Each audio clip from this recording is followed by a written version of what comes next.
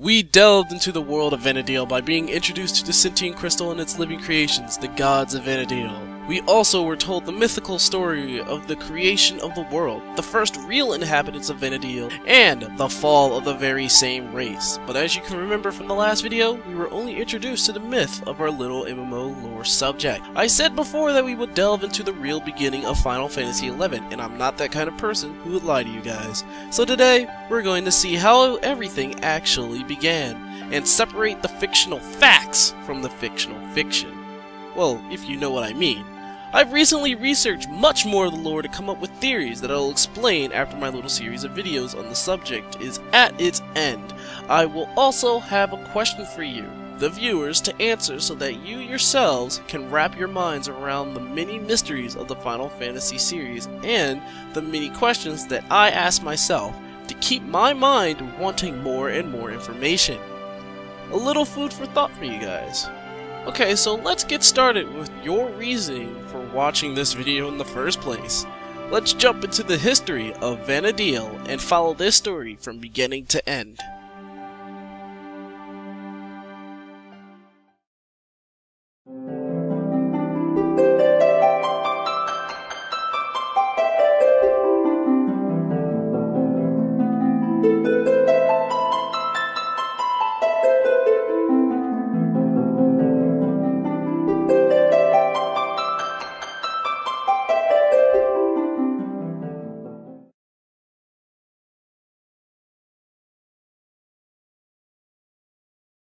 Hello everyone, my name is Weaver, your storyteller, and today we are moving on with the history of Final Fantasy XI.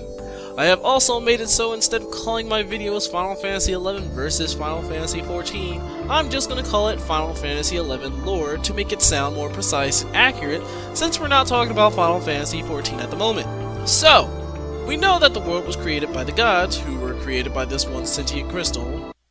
Still square. Really? Am I the only one who's still talking? Well, anyway, they in turn also made the first humanoid species to walk the surface of Vana'diel, the Zalart. So why am I retelling this little tidbit of info to you guys who have already absorbed my knowledge from my last explanation? Because it's all fucking true. The world was in fact created by the gods, but for what purpose we really don't have a clear answer for that. But we do know that the Zalart were the products of the gods, and did in fact prosper on Vana'diel as the top dogs in the food chain. They created modes of transportation via flight, and other means like vehicles on the ground, beasts, and magic, you know, like all the other Final Fantasy games we've had in the past prior to this jewel of an MMO. So yes, there was a little fact in the fiction, but here's where the fact starts to outweigh the fiction. As we see here, we have the Zalart. They look just like any normal day human. Talk like them, walk like them, eat like them, sleep like them, fight like them, shit like them. You get the point. Yeah, well, I really think it's not just a coincidence, and I'll be hitting that subject when I have melted your brains with the knowledge I have shot at you with my fact bazooka. The point is, there is very little difference between the Zalart and the human, aesthetically. It should be known that these High Lords of the past have certain differences that make them a more interesting subject than the humans. I mean, humans. Sorry, I'm still getting used to that. For one, they're a race that has no real need to speak a language. What do I mean? Well, the Zalart have this psychic ability known as the Whisper of the Soul, which is a combined power of mind reading and telepathy. They were also very intelligent and high magical prowess compared to the other 5 enlightened races. These were the traits that all Zalart had, but how they acquired the Whisper of the Soul is still unknown. Now, with every Zalart having this ability, you could say that their society was pretty perfect in the eyes of a sustained and balanced world. The Zalart had a just ruler, there were no reasons to fight because secrets were hard to keep, mind reading and such, and conflict with one another had no meaning in their society whatsoever. They were literally in a paradise, but the problem with the perfect society is that it's prone to have a chance to show an imperfection due to time and ignorance, and the Zalart were about to create their own imperfection. Time passes and the Zalart prosper, until one day an imperfection was discovered. A lone child, born without the key trait of all Zalart, the Whisper of the Soul. They were the Kulu. These people were placed down as the lowest in society for their missing ability and were treated as such.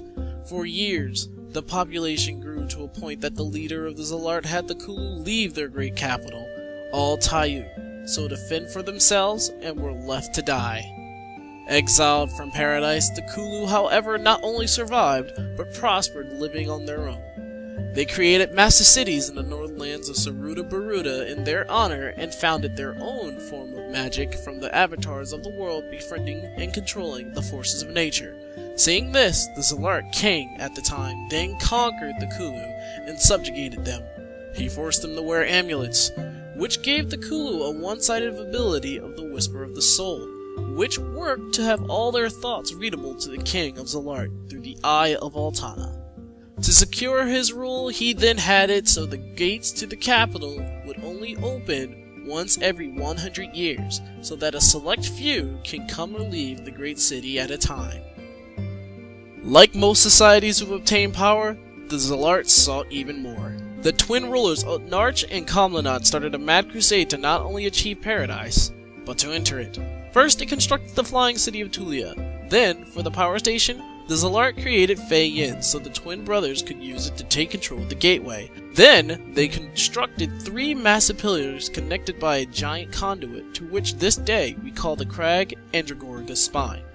Then, on Quiffin Island, they built a power core, to which would power the floating city's ability to fly. And finally, under the supervision of the king, they built a portal to reach paradise, powered by the gatekeepers and the Dawn Maidens, those who were considered to be the most powerful, skilled, and closest to their goddess, Altana, than any among the Zalart. With this, they believed their plan to reach paradise was finally at hand. However, the Zalart had not calculated the power they were truly harnessing, and when they opened the door, terrestrial avatars awoke from their slumber, under the leadership of the Worm King Bahamut himself. They then began a massive sky battle with the Zalart, and had started a war between the spirits and humans. Unbeknownst to what the Kulu and the Dawn Maidens were up to, neither side knew of their plans to stop the war and destroy the portal, as the Kulu had found a way to communicate with one another without the Zalart knowing or even reading their minds. My guess was Mogmail. Mail is good.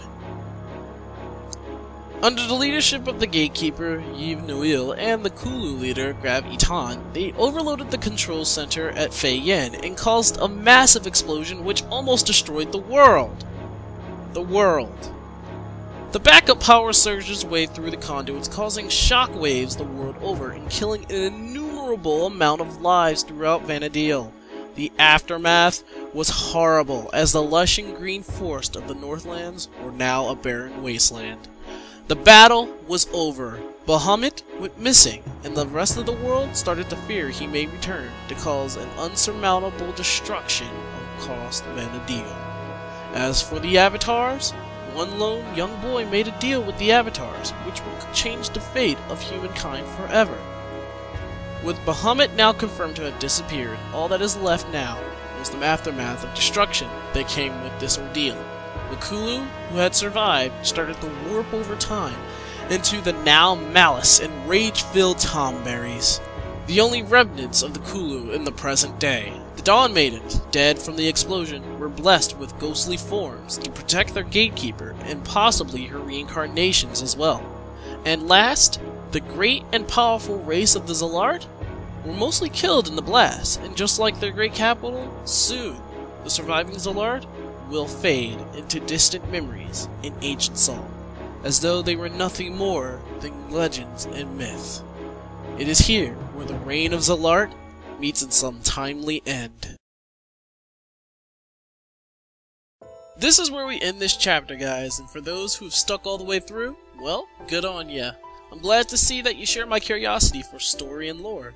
So now it's time for the question of the week, which is: the powerful and great Omega weapon was created to find and destroy the Great Worm.